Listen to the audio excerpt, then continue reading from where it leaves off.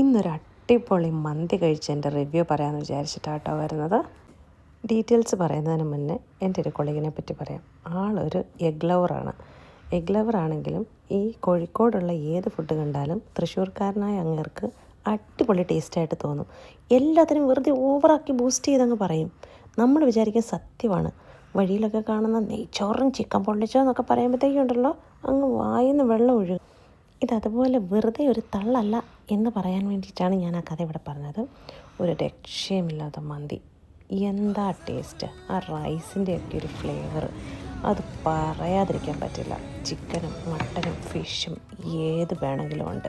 ഒരു രക്ഷയുമില്ലാത്ത സർവീസ്, അടിപൊളി ആംബിയൻസ്, എന്തൊരു യമ്മി ഫീലായിരുന്നു എന്നറിയോ.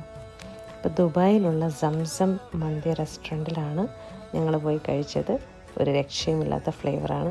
അപ്പം അവിടെ ടേസ്റ്റ് ചെയ്യാത്തവരാരെങ്കിലും ഉണ്ടെങ്കിൽ ഒന്ന് പോയി ട്രൈ ചെയ്യണം, മസ്റ്റ് ട്രൈ ആണ്. അപ്പം ദ ഒത്തൻറ്റിക് യമനി മന്തി അത് കഴിച്ചിട്ടില്ലെങ്കിൽ ഒന്ന് കഴിച്ച് നോക്കിയിട്ട് അഭിപ്രായം പറഞ്ഞോളൂ, എങ്ങനെയുണ്ട്, ഇഷ്ടമായോ? പിന്നെ അവിടുത്തെ ഡിസേർട്ട്സും ട്രൈ ചെയ്തിട്ടുണ്ടായിരുന്നു. ഒരു അറബിക് ഡിസേർട്ടും അതോടൊപ്പം കുനാഫയും ഓർഡർ ചെയ്തിട്ടുണ്ടായിരുന്നു.